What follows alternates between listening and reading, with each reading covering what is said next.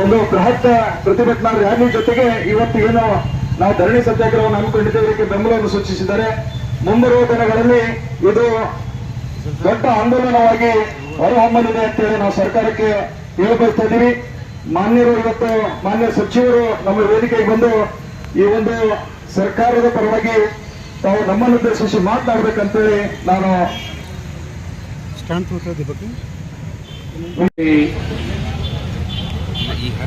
ಅಣ್ಣ ಬಸವಣ್ಣನವರ ನಂತರದಲ್ಲಿ ನೆನೆದು ವೇದಿಕೆ ಮೇಲೆ ಇರ್ತಕ್ಕಂಥ ಗೌರವಾನ್ವಿತ ಪರಂ ಪೂಜ್ಯರೇ, ಉಪಸ್ಥಿತ ಎಲ್ಲ ಹಿರಿಯರೇ, ಈ ಹೋರಾಟದ ಮುಂಚೂಣಿಯಲ್ಲಿರ್ತಕ್ಕಂಥ ಎಲ್ಲ ನಾಯಕರೇ, ಆತ್ಮೀಯರೇ, ಪತ್ರಕರ್ತರೇ, ತಾಯಂದ್ರೆ,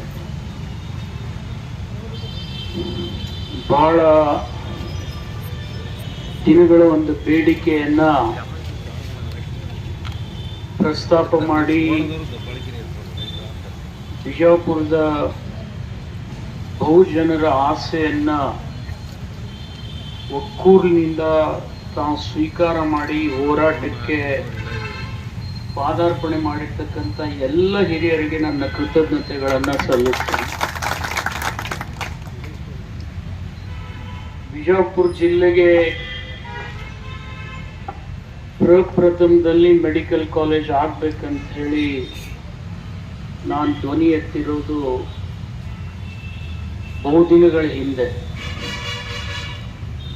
ಪ್ರಾಯಶಃ 2013ರಿಂದ 2018ರವರೆಗೆ ಸಿದ್ದರಾಮಯ್ಯನವರೇ ಮುಖ್ಯಮಂತ್ರಿಗಳಾಗಿದ್ದರು. ಅವರಿಗೆ ನಾನು ಈ ಪ್ರಶ್ನೆ ಕೇಳಿದ್ದೆ. ಅವರೇ ನನಗೆ ಭರವಸೆ ಕೊಟ್ಟಿದ್ರು, ಜಿಲ್ಲೆಗೊಂದು ಮೆಡಿಕಲ್ ಕಾಲೇಜ್ ಮಾಡ್ತೀವಿ, ಬರ್ತಕ್ಕಂಥ ದಿನಮಾನಗಳಲ್ಲಿ ಬಿಜಾಪುರ ಕೂಡ ಖಂಡಿತ ಮಾಡ್ತೀನಿ ಅಂತ ಹೇಳಿ. ಆದರೆ ಕಾರಣಾಂತರದಿಂದ ಈ ನಿರ್ಣಯ ಯಾವಾಗ ಬದಲಾಗಿದೆ ಅನ್ನೋದು ನನಗೂ ಕೂಡ ಮಾಹಿತಿ ಇಲ್ಲ. ಅದು ಹಿಂದಿನ ಸರ್ಕಾರದಲ್ಲಾಗಿದೆಯೋ ಅಥವಾ ನಮ್ಮ ಸರ್ಕಾರದಲ್ಲಾಗಿದೆಯೋ, ಒಬ್ಬ ಸಚಿವನಾಗಿ ನನಗೆ ಮಾಹಿತಿ ಇಲ್ಲ ಅಂಥೇಳಿ ಯಾರೂ ಕೂಡ ತಪ್ಪು ತಿಳ್ಕೋಬೇಡ್ರಿ. ಆದರೆ ಈ ನಿರ್ಣಯ PPP ಮಾಡೆಲ್ನಲ್ಲಿ ಆಗ್ತಕ್ಕಂಥದ್ದು ಬಹಳ ದುರಾದೃಷ್ಟಕರ. ಯಾಕಂದರೆ ಸಿದ್ದರಾಮಯ್ಯನವ್ರ ನಂತರ ಬೊಮ್ಮಾಯಿಯವರು ಮುಖ್ಯಮಂತ್ರಿಗಳಾಗಿದ್ದರು. ಅವಾಗ ನೇರವಾಗಿ ನಾನು ಅವರಿಗೆ ಈ ಪ್ರಶ್ನೆ ಕೇಳಿದ್ದೆ. ಅದರ ವಿಡಿಯೋ ಕೂಡ ನನ್ನಲ್ಲಿದೆ. ಅವರು ಕೂಡ ಬಿಜಾಪುರಕ್ಕೆ ಮುಂದಿನ ದಿನಮಾನಗಳಲ್ಲಿ ಮೆಡಿಕಲ್ ಕಾಲೇಜ್ ಮಾಡ್ತೀನಿ ಅಂತಕ್ಕಂಥ ಮಾತು. ಅಂದರೆ ಇಲ್ಲಿವರೆಗೆ ಕರ್ನಾಟಕದಲ್ಲಿ ಎಲ್ಲಿ ಕೂಡ PPP ಮಾಡೆಲ್ನ ಮೆಡಿಕಲ್ ಕಾಲೇಜ್ ಇಲ್ಲ, ಇಲ್ಲಿವರೆಗಿಲ್ಲ. ಮತ್ತು ಬೇರೆ ರಾಜ್ಯಗಳಲ್ಲಿ ಕೂಡ ಇಲ್ಲ. ನಾ ಈ ಎಲ್ಲ ಹಿನ್ನೆಲೆಗಳನ್ನು ಅರ್ಥಕೊಂಡು ಕೇಂದ್ರ ಮಂತ್ರಿಗಳಾದಂಥ ಪ್ರಹ್ಲಾದ್ ಜೋಶಿ ಅವರಲ್ಲಿ ಕೂಡ ವಿನಂತಿ ಮಾಡಿದ್ದೆ, ಏಮ್ಸ್ ಆದರೂ ಬಿಜಾಪುರಕ್ಕೆ ಮಾಡಿಕೊಡಿ ಅಂತೇಳಿ. ಅವರು ಧಾರವಾಡಕ್ಕೆ ಮಾಡ್ಬೇಕಂತ ಅವ್ರು ಪ್ರಯತ್ನ ಮಾಡಿದರು. ರಾಯಚೂರದವರು ನಮ್ಮ ಜಿಲ್ಲೆಗೆ ಮಾಡ್ರಿ ಅಂತೇಳಿ ಅವ್ರು ಪ್ರಯತ್ನ ಮಾಡಿದರು. ನಾನು ಆ ಸಂದರ್ಭದಲ್ಲಿ ಕೂಡ ಒಂದು ವಿನಂತಿ ಮಾಡಿದ್ದೆ, ಬಿಜಾಪುರ ಜಿಲ್ಲೆ ಅತ್ಯಂತ ಸೂಕ್ತವಾದಂಥ ಸ್ಥಳ ಇದೆ. ಕಾರಣ ಇಷ್ಟೇ, ಇವತ್ತು ಒಂದು ಮೆಡಿಕಲ್ ಕಾಲೇಜ್ ಮಾಡಬೇಕಾದ್ರೆ 400ರಿಂದ 500 ಕೋಟಿ ನೀವು ಖರ್ಚು ಮಾಡಬೇಕಾಗ್ತದೆ. ಆದರೆ ಬರೀ 100 ಕೋಟಿಯಲ್ಲಿ ಆಗ್ತಕ್ಕಂಥ ಕಾಲೇಜ್ ಯಾವುದಾದ್ರೂ ಇದ್ರೆ ಅದು ಬಿಜಾಪುರ ಮಾತ್ರ. ಬಹಳ ಬೇಕಾಗಿಲ್ಲ, ಬರೀ 100 ಕೋಟಿ ಮಾತ್ರ ಬೇಕು. ಈ ಮಾಹಿತಿ ಬಹಳ ಜನರಿಗಿಲ್ಲ. ಯಾಕೆ 100 ಕೋಟಿ ಬೇಕು ಅಂತ ಹೇಳಿದ್ರೆ, ಬರೇ ಶೈಕ್ಷಣಿಕ ಕೋಣೆಗಳನ್ನ, ಪ್ರಾಕ್ಟಿಕಲ್ ಹಾಲ್ಗಳನ್ನು ಕಟ್ಟಿದ್ರೆ ಇಡೀ ರಾಜ್ಯದಲ್ಲಿ ಮೆಡಿಕಲ್ ಕಾಲೇಜ್ ಆಗ್ತಕ್ಕಂಥ ಸೂಕ್ತ ಸ್ಥಳ ಯಾವುದಾದ್ರೂ ಇದ್ರೆ ಅದು ಬಿಜಾಪುರ. ಬಾಗಲಕೋಟ್ ಕೂಡ ಇಲ್ಲ. ಬಾಗಲಕೋಟ್ನಲ್ಲಿ ಬರೀ 35 ಎಕರೆಯಿಂದ 40 ಎಕರೆ ಜಮೀನಿದೆ. 140 ಎಕರೆ ಜಮೀನು ಇರ್ತಕ್ಕಂಥ ಏಕೈಕ 49 ಎಕರೆ ಇರ್ತಕ್ಕಂಥ ಸ್ಥಳ ಯಾವ್ದಾದ್ರೆ ಇದ್ರೆ ಅದು ಕೇವಲ ಬಿಜಾಪುರ ಮಾತ್ರ ಅಂತ ಹೇಳಿ ಮೆಡಿಕಲ್ ಕಾಲೇಜ್ ಮಾಡ್ರಿ ಅಂತ ಹೇಳಿಲ್ಲ ನಾನು. ಸ್ಥಳ ಬಿಟ್ಟು ಒಂದು ಮೆಡಿಕಲ್ ಕಾಲೇಜ್ ಮಾಡಬೇಕಾದ್ರೆ ಏನೇನ್ ಸವಲತ್ತು ಬೇಕಾಗ್ತದೆ, ಆ ಯಾವ ಸವಲತ್ತುಗಳು ಕೂಡ ಬಿಜಾಪುರದಲ್ಲಿ ಮೊದಲು ಇರಲಿಲ್ಲ. ಆದ್ರೆ ನಾನು ಕರ್ಮ ಧರ್ಮ ಸಹಯೋಗದಿಂದ ಸಮ್ಮಿಶ್ರ ಸರ್ಕಾರದಲ್ಲಿ ಹೆಲ್ತ್ ಮಿನಿಸ್ಟರ್ ಆದ್ಮೇಲೆ ಒಂದು ಮೆಡಿಕಲ್ ಕಾಲೇಜಿಗೆ ಏನೇನ್ ಬೇಕಾಗ್ತದೆ ಅದಕ್ಕಿಂತಲೂ ಹೆಚ್ಚಿನ ಸೌಕರ್ಯ ಒದಗಿಸಿರ್ತಕ್ಕಂಥ ಏಕೈಕ ಕಾಲೇಜ್ ಅಂದ್ರೆ ಬಿಜಾಪುರ. ಏಕೈಕ ಹಾಸ್ಪಿಟಲ್, ಡಿಸ್ಟ್ರಿಕ್ಟ್ ಹಾಸ್ಪಿಟಲ್ ಅಂದ್ರೆ ಬಿಜಾಪುರ. ಅಲ್ಲಿ ಸೂಪರ್ ಸ್ಪೆಷಾಲಿಟಿ ಮಾಡಿದೀನಿ, ಟ್ರೋಮಾ ಸೆಂಟರ್ ಮಾಡಿದೀವಿ, MRI CT ಸ್ಕ್ಯಾನ್ ಹಾಕಿದ್ವಿ. ಇಡೀ ರಾಜ್ಯದಲ್ಲಿ ಒಂದು 100 ಹಾಸಿಗೆಗಳ ತಾಯಿ ಮಕ್ಕಳ ಆಸ್ಪತ್ರೆ ಇದ್ರೆ ಬಿಜಾಪುರದಲ್ಲಿ 150 ತಾಯಿ ಮಕ್ಕಳ ಆಸ್ಪತ್ರೆ, ಅದು ಇಡೀ ರಾಜ್ಯಕ್ಕೆ 1 ನಂಬರ್. ಇದ್ರ ಜೊತೆ ನರ್ಸಿಂಗ್ ಕಾಲೇಜ್ ಮಾಡಿದ್ದೀನಿ, BSc ನರ್ಸಿಂಗ್ ಮಾಡಿದ್ದೀನಿ, ಡಿಪ್ಲೊಮಾ ನರ್ಸಿಂಗ್ ಮಾಡಿದ್ದೀನಿ. ಜೊತೆಗೆ ಕರ್ನಾಟಕದಲ್ಲಿ additional registrar for health, director health ಒಬ್ಬನೇ ಇರ್ತಾನೆ ರಾಜ್ಯಕ್ಕೆ. ಅದಕ್ಕೆ ಉತ್ತರ ಕರ್ನಾಟಕದ ಬೆಳಗಾವಿ ಮತ್ತು ಗುಲ್ಬರ್ಗಾ ವಿಭಾಗ ನೋಡ್ಕೊಳ್ತಕ್ಕಂಥ ಒಂದು ಅಡಿಷನಲ್ ಡೈರೆಕ್ಟರ್ ಪೋಸ್ಟ್ ಎಲ್ಲರೂ ಕ್ರಿಯೇಟ್ ಆಗಿದ್ರೆ ಅದು ಬಿಜಾಪುರಕ್ಕೆ. ಅವರಿಗೆ ಆಡಳಿತ ಅಧಿಕಾರದ ಎಲ್ಲ ಹಕ್ಕುಗಳನ್ನು ನಾವು ಕೊಟ್ಟಿದ್ವಿ, ಇನ್ಕ್ಲೂಡಿಂಗ್ ಫೈನಾನ್ಷಿಯಲ್ ಅರೇಂಜ್ಮೆಂಟ್ ಕೂಡ ನಾನು ಮಾಡಿದ್ದೆ. ಆದ್ರೆ ದುರ್ದೈವಶ ಅಷ್ಟೊತ್ತಿಗೆ 14 ತಿಂಗಳಲ್ಲಿ ನಮ್ಮ ಸಮ್ಮಿಶ್ರ ಸರ್ಕಾರ ಹೋಯ್ತು, ಬೇರೆ ಬಿಜೆಪಿ ಸರ್ಕಾರ ಬಂತು, ಅಲ್ಲಿಗೆ ನಿಂತಿರ್ಬೋದು. ಆದ್ರೆ ಇದರಲ್ಲಿ ನನ್ನ ಸ್ವಾರ್ಥ ಏನೂ ಇಲ್ಲ. ಬಹಳ ಮಂದಿ ಟಿವಿನಲ್ಲಿ ಆವೇಶದಲ್ಲಿ ಮಾತಾಡೋದು ನಾನು ಕೇಳಿದ್ದೀನಿ, ಅವರೇ ಇದ್ದಾಗ ಏನ್ ಮಾಡಿದ್ರು ಅಂತ ಹೇಳಿ. ನನ್ನ ಇಡೀ ರಾಜ್ನಾಗ ಬಿಜಾಪುರಕ್ಕೆ ಯಾರೇ ಮಾಡಿದ್ರೆ ಇವತ್ತೇ ನಾ ರಾಜಕೀಯ ಬಿಟ್ಟು ಹೋಗ್ತೀನಿ. ಇಷ್ಟು ಯಾವ ಒಬ್ಬ ಮಂತ್ರಿ ಒಂದು ಜಿಲ್ಲೆಗೆ 150 ಎಕರೆ ಜಮೀನನ್ನ ಬೇಲಿ ಹಾಕಿಸಿದವನೇ ನಾನು ಫಸ್ಟ್. ಅದಕ್ಕೆ ಬೇಲಿ ಕೂಡ ಇರಲಿಲ್ಲ, ಅದನ್ನ ಜಾಗ ಕಬ್ಜಾ ಕೊಟ್ಟು ಬೇಲಿ ಹಾಕಿದ್ವಿ. ಜೊತೆಗೆ ಆಯುಷ್ ಇಲಾಖೆಯಿಂದ ಒಂದು ಆಸ್ಪತ್ರೆ ಕೂಡ ಮಾಡಿಕೊಟ್ಟೆ, ಜೊತೆಗೆ ಒಂದು ಗಾರ್ಡನ್ ಕೂಡ ನಾನು ಮಾಡಿಕೊಟ್ಟಿದ್ದೀನಿ. ಅಲ್ಲಿ ಬಿಜಾಪುರ ತಾಸ್ಬೋಡಿ ನೀರು ಎಲ್ಲಿಯೂ ಉಪಯೋಗ ಆಗೋದಿಲ್ಲ ಅಂತೇಳಿ ಅದನ್ನ ತಗೊಂಡೋಗಿ ಸಿವಿಲ್ ಹಾಸ್ಪಿಟಲ್ ಮತ್ತು ಸೈನಿಕ್ ಸ್ಕೂಲ್ ಕೊಟ್ಟಿದ್ದು ಕೂಡ ನನ್ನ ಅಧಿಕಾರದ ಹೋಗಿ. ಇಷ್ಟೆಲ್ಲ ಸವಲತ್ತು ಕೊಟ್ಟ ಮೇಲೆ ಒಂದು ಮೆಡಿಕಲ್ ಕಾಲೇಜ್ ಮಾಡಿದ್ರೆ 2 ವರ್ಷ 50 ಕೋಟಿ ಕೊಟ್ರೆ ಸಾಕು, ಮುಂದಿನ 2 ವರ್ಷ 50 ಕೋಟಿ ಕೊಟ್ರೆ ಸಾಕು. ಒಂದೇ ಸರ್ತಿ 100 ಕೋಟಿ ಕೊಡೋದು ಬೇಕಾಗಿಲ್ಲ. ಫಸ್ಟ್ MBBS, ಸೆಕೆಂಡ್ MBBS ಸಲುವಾಗಿ ಒಂದು 50 ಕೋಟಿ ರೂಪಾಯಿ ಕೊಟ್ರೆ ಸಾಕು, ಅದಕ್ಕೊಂದಿಷ್ಟು ಹಾಸ್ಟೆಲ್ ಮಾಡಿ ಕೊಟ್ರೆ ಸಾಕು. ಮತ್ತೆ ಯಾಕೆ ಇದನ್ನ ಕೊಡ್ಬೇಕಪ್ಪ ಅಂತಂದ್ರೆ, ನಮ್ಮ ಜಿಲ್ಲೆಯ ಮಕ್ಕಳು ಬಹಳ ಬಡವರಿದ್ದಾರೆ. ಇಲ್ಲಿ 2 ಮೆಡಿಕಲ್ ಕಾಲೇಜ್ ಇರ್ಬೋದು, ಆದ್ರೆ ಅಕಸ್ಮಾತ್ ಇಲ್ಲಿ ಮೆಡಿಕಲ್ ಕಾಲೇಜ್ ಆದ್ರೆ ಈ ಬಿಜಾಪುರ ಜಿಲ್ಲೆಗೆ ಶೈಕ್ಷಣಿಕ ಕ್ರಾಂತಿ ಮಾಡಿರತಕ್ಕಂಥ ಬಂತನಾಳ ಸಿಒಗಳ ಹೆಸರು ಅದಕ್ಕೆ ಇಡಬೇಕು ಅನ್ನೋದು ನನ್ನ ಆಸೆ ಇದೆ.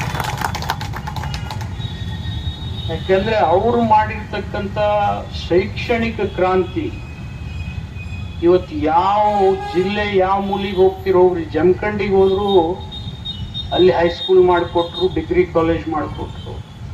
ನಮ್ಮ ಜಿಲ್ಲೆನಾಗ ಬಿಡ್ರಿ, ಜಮಖಂಡಿ ತನಕ. ಮತ್ತು ಇವತ್ತು ಯಾವುದೇ ಜಿಲ್ಲೆ ಮೂಲೆಯಲ್ಲಿ ಹೋದ್ರೆ ಲಕ್ಷಾಣ ತನಕ ಹೋದ್ರು BLD ಸಂಸ್ಥೆ ಕಾಲೇಜ್ ಇರಬೇಕಾದ್ರೆ ಅದಕ್ಕೆ ಪುಣ್ಯನೇ ಬಂತನಾಳ ಹೋಗಿದೆ. ಅವ್ರ ಹೆಸರು ಮೇಲೆ ಮಾಡ್ಬೇಕನ್ನೋ ಆಸೆ ಇತ್ತೇ ವಿನ ನನಗೆ ಬೇರೆ ಏನು ಸ್ವಾರ್ಥ ಇರಲಿಲ್ಲ. ಮತ್ತಿವತ್ತು ಇದು ನನ್ನ ಹೋರಾಟ ಅಂತ ಹೇಳಿ ಅಥವಾ ನನ್ನ ವೈಫಲ್ಯ ಅಂತ ಹೇಳಿ ಅವ್ರು ಯಾರೇ ಭಾವಿಸ್ತಿದ್ರು ಅವರಂತ ಮೂರ್ಖರೇ ಯಾರಲ್ಲ. ಇದು ಬಡ ಮಕ್ಕಳಿಗಾಗಿ ಆಗ್ಬೇಕಾಗಿರ್ತಕ್ಕಂಥ ಸವಲತ್ತು. ಶೈಕ್ಷಣಿಕವಾಗಿ ಸಹಾಯ ಆಗ್ತದೆ. ಒಂದು ಮೆಡಿಕಲ್ ಕಾಲೇಜ್ ಬಂದ್ರೆ ನಮ್ಮ ಬಿಜಾಪುರ ಜಿಲ್ಲೆ ಎಲ್ಲ ರೋಗಿಗಳು ಮಿರಜ್ ಸಾಂಗ್ಲಿಗೆ ಹೋಗೋದು ತಪ್ತದೆ, ಸೋಲಾಪುರಕ್ಕೆ ಹೋಗೋದು ತಪ್ತದೆ. ಅದಕ್ಕೆ ನಾನು ಇಲ್ಲೊಂದು ಟ್ರೋಮಾ ಸೆಂಟರ್ ಮಾಡಿಸೀನಿ, ಅದಕ್ಕೂ ದುಡ್ಡು ಕೊಟ್ಟಿದ್ದೀನಿ. ನಾನು ಕಟ್ಟಿರ್ತಕ್ಕಂಥ ಸೂಪರ್ ಸ್ಪೆಷಾಲಿಟಿ ಹಾಸ್ಪಿಟಲ್ಗೆ ಇಲ್ಲಿವರೆಗೆ ಹ್ಯೂಮನ್ ರಿಸೋರ್ಸ್ ಕೊಟ್ಟಿಲ್ಲ, ಡಾಕ್ಟರ್ಗಳು ಮತ್ತು ಅಲ್ಲಿ ಬೇಕಾಗಂತ ಸವಲತ್ತು ಕೊಟ್ಟಿಲ್ಲ. ಮೊನ್ನೆ ಕ್ಯಾಬಿನೆಟ್ನಲ್ಲಿ ಜಗಳಾಡಿ 200 ಡಾಕ್ಟರ್ 200 ಪೋಸ್ಟ್ಗಳು ಸ್ಯಾಂಕ್ಷನ್ ಕೂಡ ಅದಕ್ಕಾಗಿದ್ದಾವೆ ಮತ್ತು ಅದಕ್ಕೆ ಬೇಕಾದಂತ 40 ಕೋಟಿ ವೆಚ್ಚ ಕೂಡ ಕೊಡ್ತಕ್ಕಂಥ ನಿರ್ಣಯ ಇವತ್ತು ಸರ್ಕಾರ ಮಾಡಿ. ಇವತ್ತು ಇನ್ನೊಂದು ಶರಣ್ ಪ್ರಕಾಶ್ ಪಾಟೀಲ್ಗೆ ನಾನು ಕೃತಜ್ಞತೆ ಹೇಳೋದು, ಒಂದು ಹಿಂದೆ ಡಿ.ಕೆ. ಶಿವಕುಮಾರ್ ಇದ್ದಾಗೆ ಒಂದು ನಿರ್ಣಯ ಮಾಡಿದ್ರು, ಸರ್ಕಾರಿ ಮೆಡಿಕಲ್ ಕಾಲೇಜ್ನಲ್ಲಿ 185 ಸೀಟ್ ಪುಕಟ್ ಮಕ್ಕಳಿಗೆ ಕೊಟ್ಬಿಡೋಣ, ಬಡ ಮಕ್ಕಳಿಗೆ 15% ಮಾತ್ರ ಹರಾಜಿಟ್ಟು ಅದು ಬಂದಂತ ಹಣದಲ್ಲೇ ಮೆಡಿಕಲ್ ಕಾಲೇಜ್ ನಡೆಸ್ತಕ್ಕಂತ ಒಂದು ನಿರ್ಣಯ ಇವತ್ತು ಡಿ.ಕೆ. ಶಿವಕುಮಾರ್ ಅವರು ಹಿಂದಿದ್ದಾಗೂ ಪ್ರಸ್ತಾಪ ಮಾಡಿದ್ರು. ಈಗ ಶರಣ್ ಪ್ರಕಾಶ್ ಅವರು ಅದನ್ನು ಜಾರಿಗೆ ತಂದಿದ್ದಾರೆ. ಮತ್ತೆ ನೀವು ಇಷ್ಟೆಲ್ಲ ಸವಲತ್ತುಗಳು ಇಟ್ಟುಕೊಂಡು PPP ಮಾಡೆಲ್ ಕಾಲೇಜ್ ಮಾಡೋದು ಜನಸಾಮಾನ್ಯರನ್ನ ಸುಲಿಗೆ ಮಾಡ್ದಂಗೆ ಆಗ್ತದೆ ವಿನ ನಾವು ಸಹಾಯ ಮಾಡ್ದಂಗೆ ಆಗೋದಿಲ್ಲ. ಇದನ್ನ ನಾವು ಸರ್ಕಾರಕ್ಕೆ ಮನವರಿಕೆ ಮಾಡಿಕೊಡ್ಬೇಕು. ಮಾನ್ಯ ಮುಖ್ಯಮಂತ್ರಿಗಳಿಗೆ ನಾನು ಮನವರಿಕೆ ಮಾಡಿಕೊಡ್ಲಿಕ್ಕಾಗಿಲ್ಲ, ಅದಕ್ಕೆ ಅವ್ರು ಮೊನ್ನೆ ಆಲ್ಮಟ್ಟಿನಲ್ಲಿ ಆವೇಶದಲ್ಲಿ ಮಾತಾಡಿರ್ಬೋದು. ಆದರೆ ನಾನು ನಿಮ್ಮ ವೇದಿಕೆ ಮುಖಾಂತರ ನಿಮಗೊಂದು ಭರವಸೆ ಕೊಡ್ತೀನಿ, ಮಾನ್ಯ ಮುಖ್ಯಮಂತ್ರಿಗಳಿಗೆ ಉಪಮುಖ್ಯಮಂತ್ರಿಗಳಿಗೆ ಮನವರಿಕೆ ಮಾಡಿಕೊಟ್ಟು ಸಾಧ್ಯ ಆದಷ್ಟು ಬಿಜಾಪುರದಲ್ಲಿ ಸರ್ಕಾರಿ ಮೆಡಿಕಲ್ ಕಾಲೇಜನ್ನೇ ಮಾಡ್ತಕ್ಕಂಥ ಪ್ರಯತ್ನ ಮಾಡತಕ್ಕಂಥ ವಿಚಾರ ಮಾನ್ಯ ಮುಖ್ಯಮಂತ್ರಿಗಳಿಗೆ ಗಮನಕ್ಕೆ ತಂದು ಪ್ರಯತ್ನ ಮಾಡ್ತೀನಿ ಅಂತಕ್ಕಂಥ ಮಾತನ್ನ ತಮ್ಮಲ್ಲಿ ನಾನು ಹಂಚ್ಕೊಳ್ಳಕ್ಕೆ ಬಂದಿದ್ದೀನಿ. ನಾವು ಕೂಡ ಇದಕ್ಕೆ ಸಹಕಾರ ಕೊಡ್ರಿ, ಸಹಾಯ ಮಾಡ್ರಿ. ಯಾಕಂದ್ರೆ ಇದು ಜಿಲ್ಲೆ ಜನರ ಹಿತದೃಷ್ಟಿಯಿಂದ ಆಗಬೇಕಾಗಿರ್ತಕ್ಕಂಥ ಕಾಲೇಜ್. ಇದು ನನ್ನ ಅಥವಾ ನಿಮ್ಮ ವೈಯಕ್ತಿಕ ಸ್ವಾರ್ಥಕ್ಕಾಗಿ ಅಲ್ಲ. ಈ ಜಿಲ್ಲೆ ಜನ ಮಿರಜು ಸಾಂಗ್ಲಿಗೆ ಹೋಗ್ಬಾರ್ದು. ಇಲ್ಲಿರ್ತಕ್ಕಂಥ ಈ ಜಿಲ್ಲೆ ಬಡ ಮಕ್ಕಳಿಗೆ ವೈದ್ಯಕೀಯ ವಿದ್ಯಾಭ್ಯಾಸ ಮಾಡ್ತಕ್ಕಂಥ ಸವಲತ್ತು ಸಿಗಬೇಕು ಅಂದ್ರೆ ಈ ಕಾಲೇಜ್ ಇಲ್ಲೇ ಆಗ್ತದೆ. ನಮ್ಮಲ್ಲಿ ಇಂಜಿನಿಯರಿಂಗ್ ಕಾಲೇಜ್ ಇಲ್ಲ, ಸರ್ಕಾರದ ಲಾ ಕಾಲೇಜ್ ಇಲ್ಲ, ಸರ್ಕಾರಿ ಡಿಗ್ರಿ ಕಾಲೇಜ್ಗಳು ಇರಲಿಲ್ಲ ಬಿಜಾಪುರದಲ್ಲಿ. ಎಷ್ಟೋ ದಿವಸ ಮೊನ್ನೆ ನಾನು ಬಾಗೇವಾಡಿಗೆ ಮಾಡಿಸ್ಕೊಂಡಾಗ ಬಿಜಾಪುರಕ್ಕೆ ಸರ್ಕಾರಿ ಡಿಗ್ರಿ ಕಾಲೇಜ್ ಆಗಿದೆ. ಇದು ಡಿಸ್ಟ್ರಿಕ್ಟ್ ಹೆಡ್ ಕ್ವಾರ್ಟರ್. ಮತ್ತೆ ನೋಡಿದ್ರೆ ಇದಕ್ಕಿಂತ ಮೊದಲು ನಾ ಬಾಗೇವಾಡಿಗೆ ಮಾಡೀನಿ. ಆದರೆ ಇವೆಲ್ಲ ಯಾವುದೋ ಕಾಲದಲ್ಲಿ ತಪ್ಪಾಗಿದ್ದನ್ನು ಅದನ್ನೇ ಮುಂದುವರ್ಸ್ಕೊಂಡು ಹೋಗ್ಬಾರ್ದು, ಅದನ್ನು ತಿದ್ಕೋಬೇಕು ಅವಕಾಶ ಬಂದಾಗ. ನಾನು ಈ ಸಂದರ್ಭದಲ್ಲಿ ಎಲ್ಲ ಜಿಲ್ಲೆ ಸಚಿವರನ್ನ ಆದಿಯಾಗಿ ಎಲ್ಲ ಶಾಸಕರಲ್ಲಿ ವಿನಂತಿ ಕೂಡ ಮಾಡ್ತೀನಿ, ನಮ್ರತೆಯಿಂದ ಅವರಲ್ಲಿ ಕೂಡ ಮನವರಿಕೆ ಮಾಡಿಕೊಡ್ತಕ್ಕಂಥ ಪ್ರಯತ್ನ ಮಾಡ್ತೀನಿ. ಆದಷ್ಟು ಬಿಜಾಪುರ್ಗೆ ಸರ್ಕಾರಿ ಮೆಡಿಕಲ್ ಕಾಲೇಜ್ ಬಿಜಾಪುರದಲ್ಲಿ ಹಿಂದಾಗದೇ ಇದ್ರು ಮುಂದಿನ ಸರ್ತಿ ಆಗಲಿ, ಅದರ ಮುಂದಿನ ಸರ್ತಿ ಆಗಲಿ, ಆದರೆ ಬಿಜಾಪುರ್ನಲ್ಲಿ ಮೆಡಿಕಲ್ ಕಾಲೇಜ್ ಆಗಲೇಬೇಕು. ಇದು ನನ್ನ ಅಂತಿಮ ನಿರ್ಧಾರ. ಸರ್ಕಾರ ಇರಲಿ, ನಾನು ಕೂಡ ಸರ್ಕಾರಕ್ಕೆ ಮನದಟ್ಟಣೆ ಮಾಡಿಕೊಡ್ತೀನಿ. ಇವನ್ ನಾನು ಶರಣ್ ಪ್ರಕಾಶ್ ಪಾಟೀಲ್ರಿಗೂ ಕೂಡ ಈ ವಿಚಾರವನ್ನು ಗಮನಕ್ಕೆ ತಂದಿದ್ದೀನಿ. ಯಾಕೆಂದರೆ ನನಗಿಂತಲೂ ಹೆಚ್ಚು ಧ್ವನಿ ಎತ್ತಿರ್ತಕ್ಕಂಥ ಹೋರಾಟಗಾರರು ಈ ವೇದಿಕೆ ಮೇಲಿದ್ದೀರಿ, ವೇದಿಕೆ ಹೊರಗೂ ಇದ್ದಾರೆ ಅಂತ ಹೇಳಿದ್ರೆ ತಪ್ಪಾಗಲಿಕ್ಕಿಲ್ಲ. ಅವರಿಗೆಲ್ಲರಿಗೂ ನಾನು ಕೃತಜ್ಞತೆ ಹೇಳಬೇಕಾಗ್ತದೆ. ಅವರ ಸ್ವಂತ ಧ್ವನಿಯನ್ನು ಹತ್ತಿಕ್ಕತಕ್ಕಂಥ ಕೆಲಸ ನಾವು ಯಾರೇ ಸರ್ಕಾರದಲ್ಲಿ ಇದ್ರೂ ಮಾಡಬಾರ್ದು. ಇದನ್ನೇನೇ ಮಾಡಿ ಬಿಜಾಪುರ್ಗೆ ಇಂಥ ಒಂದು ಸವಲತ್ತಿರ್ತಕ್ಕಂಥ ಒಂದು ವ್ಯವಸ್ಥೆಯನ್ನು ಕಳ್ಕೊಂಡು ಏನೂ ಇಲ್ಲಾರ್ದಲ್ಲಿ ನಾವು ಮಾಡ್ತೀವಿ ಅಂದರೆ ಅದು ನಮ್ಮ ಮೂರ್ಖತನ. ಎಲ್ಲ ಇದ್ದಲ್ಲಿ ಮಾಡದೇ ಇರ್ತಕ್ಕಂಥದ್ದು ಅದು ಜಾಣ್ಮೆ ಕುರುಡುತನ ಆಗ್ತದೆ. ಅದು ಆಗಬಾರ್ದು. ಅದು ಏನೇ ಆಗಲಿ ಇಂದಿಲ್ಲ ನಾಳೆ ಸರ್ಕಾರಕ್ಕೆ ಮನವರಿಕೆ ಮಾಡಿಕೊಡೋಣ. ನಾವು ನೀವು ಕೂಡಿ ಪ್ರಯತ್ನ ಮಾಡೋಣ. ಜನರ ಜೊತೆನೂ ಕೂಡ ತಾವು ಬೆರಗಿದ್ದೀರಿ, ಜನರ ಸಹಕಾರ ಕೂಡ ತಮಗಿದೆ. ಇವತ್ತು ನನ್ನ ಧ್ವನಿಯನ್ನು ನಿಲ್ಲಿಸ್ಬೋದು, ಆದರೆ ಜನರ ಧ್ವನಿಯನ್ನು ಯಾರೂ ನಿಲ್ಲಿಸ್ಲಿಕ್ಕೆ ಆಗೋದಿಲ್ಲ. ಇದನ್ನ ಎಲ್ಲರೂ ಮನವರಿಕೆ ಮಾಡಿಕೊಂಡು ಒಂದು ಪ್ರಯತ್ನ ಮಾಡಿದರೆ ಖಂಡಿತ ಬಿಜಾಪುರ್ಗೆ, ಇಡೀ ಜಿಲ್ಲೆ ಜನರಿಗೆ, ವಿದ್ಯಾರ್ಥಿನಿಯರಿಗೆ, ವಿಶೇಷವಾಗಿ ಒಂದು ಮಾತು ಕುಲ್ಕರ್ಣಿಯರು ಅಂದರೆ ಎಲ್ಲರೂ ಗಂಡಸರದಾರ. ಇಲ್ಲಿ ಗಂಡಸರು ಅಷ್ಟೇ ಶಕ್ತಿಯವರದಾರ, ಹೆಂಗಸರಂತರೂ ನಮ್ಗಿಂತ ಹೆಚ್ಚಿನ ಶಕ್ತಿ. ಅವರು ಕೂಡ ಹೋರಾಟ ಮಾಡಿದ್ದಾರೆ, ಅವರು ಕೂಡ ಧ್ವನಿ ಎತ್ತಿದ್ದಾರೆ. ಅವರೆಲ್ಲರೂ ಕೂಡಿ ಪ್ರಯತ್ನ ಮಾಡಿ ಬಿಜಾಪುರ್ಗೆ ಆಗಬೇಕಾದಂಥ ಅವಕಾಶ ನಾವು ಕಳ್ಕೊಳ್ಬಾರ್ದು. ಇನ್ನು ಕೇವಲ 3 ಜಿಲ್ಲೆಗೆ ಮಾತ್ರ ಈ ವಿಚಾರ ಪ್ರಸ್ತಾಪ ಮಾಡಿದ್ದಾರೆ. ಆದರೆ ಇಲ್ಲಿಯವರೆಗೆ ಸರ್ಕಾರ ಇಷ್ಟೆಲ್ಲ ಮೆಡಿಕಲ್ ಕಾಲೇಜ್ಗಳನ್ನು ಮಾಡಿ ಕರ್ನಾಟಕದಲ್ಲಿ ಹೈಯೆಸ್ಟ್ ಮೆಡಿಕಲ್ ಸೀಟ್ ಇಡೀ ದೇಶದಲ್ಲಿ ಇರ್ತಕ್ಕಂಥ ರಾಜ್ಯ ಅಂದರೆ ಅದರಲ್ಲಿ ನಮ್ಮದು ಒಂದಿದ್ರೆ ಅದು ಒಂದು ಭೂಷಣ, ಅದು ಒಂದು ಜನರಿಗೆ ಸಹಾಯ ಆಗ್ತಕ್ಕಂಥ ಹೋರಾಟ ನಾವು ಹೆಮ್ಕೊಂಡಿದ್ದೀರಿ. ಇದಕ್ಕೆ ಸಂಪೂರ್ಣ ನನ್ನ ಬೆಂಬಲ ಇದೆ. ಸರ್ಕಾರಕ್ಕೂ ಕೂಡ ಮನವರಿಕೆ ಮಾಡಿ ಇಲ್ಲೇ ಸರ್ಕಾರಿ ಮೆಡಿಕಲ್ ಕಾಲೇಜ್ ಮಾಡಬೇಕು. ಅದು ಆಗದೆ ಇದ್ರೆ ಈ ಜಿಲ್ಲೆಯ ಸಂಸದರಲ್ಲಿಯೂ ಕೂಡ ಒಂದು ವಿನಂತಿ ಮಾಡ್ಕೊಡ್ತೀನಿ ನಾನು. ಅವರಲ್ಲಿ ಏನು ವಿನಂತಿಯಪ್ಪ ಅಂದ್ರೆ ಅವ್ರು ಯಾವುದೇ ಪಕ್ಷದಲ್ಲಿ ಇರಲಿ, ಅವ್ರಿಗೊಂದು ಅವಕಾಶ ಇದೆ. ಬಿಜಾಪುರಕ್ಕೆ ಸರ್ಕಾರ, ಕರ್ನಾಟಕದ ಸರ್ಕಾರ ಮಾಡದೇ ಇದ್ರು ಕೇಂದ್ರ ಸರ್ಕಾರದ ಏಮ್ಸ್ ಮೆಡಿಕಲ್ ಕಾಲೇಜ್ ಆದರೂ ಬಿಜಾಪುರಕ್ಕೆ ತಗೊಂಡ್ಬರ್ಲಿ ಸಂಸದರು. ಅವ್ರಿಗೂ ಕೂಡ ನಾನು ಕೃತಜ್ಞತೆ ಹೇಳ್ತೀನಿ, ಸನ್ಮಾನ ಮಾಡ್ತೀನಿ. ಅವ್ರು ಮಾಡಿದರೆ ಅವರು ಪ್ರಯತ್ನ ಮಾಡಲಿ, ನಾವು ಪ್ರಯತ್ನ ಮಾಡೋಣ. ಎಲ್ಲರೂ ಸೇರಿಕೊಂಡು ಈ ಕೆಲಸ ಮಾಡಿದರೆ ಇದು ಬಿಜಾಪುರಕ್ಕೆ ಒಂದು ಅವಿಸ್ಮರಣೀಯ ಕೊಡುಗೆ ಆಗ್ತದೆ. ಆ ಹಿನ್ನೆಲೆಯಲ್ಲಿ ಎಲ್ಲರೂ ಸೇರಿ ಪ್ರಯತ್ನ ಮಾಡೋಣ ಅಂತೇಳಿ ಹಾರೈಸಿ, ನನ್ನನ್ನು ಕೂಡ ಇಲ್ಲಿ ಬರಬೇಕಂತಕ್ಕಂಥ ಮನವರಿಕೆಯನ್ನು ಅನೇಕರು ಹೇಳಿದ್ದು. ಆ ಹಿನ್ನೆಲೆಯಲ್ಲಿ ನಾನು ಬಂದಿದ್ದೀನಿ. ನಿಮ್ಮ ಹೋರಾಟಕ್ಕೆ ಸದಾ ನನ್ನ ಬೆಂಬಲ ಇರ್ತದೆ ಅಂತ ಹೇಳಿ ಈ ಸಂದರ್ಭದಲ್ಲಿ ನಾನು ಭರವಸೆ ಕೊಡ್ತೀನಿ. ಜೊತೆಗೆ ಇದು ಸರ್ಕಾರದ ವಿರುದ್ಧನೂ ಅಲ್ಲ, ಪರಾನೂ ಅಲ್ಲ. ಆದರೆ ಸರ್ಕಾರಕ್ಕೆ ಮನವರಿಕೆ ಮಾಡಿಕೊಡ್ತಕ್ಕಂಥದ್ದು ಒಂದು ನನ್ನ ಕರ್ತವ್ಯ.